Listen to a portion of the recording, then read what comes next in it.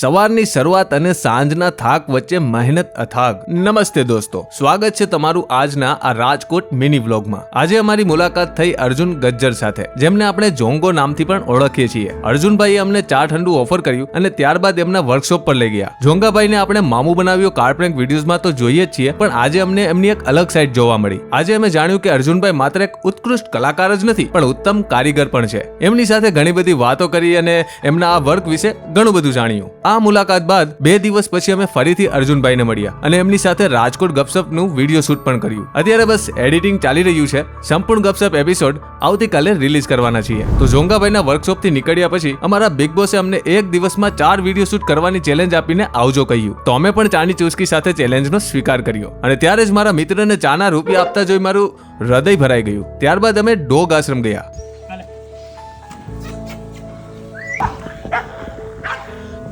ગુજુગલની પાણીપુરી પણ ખાધી અને લાસ્ટમાં આ શું છે એ તમે જ કહો.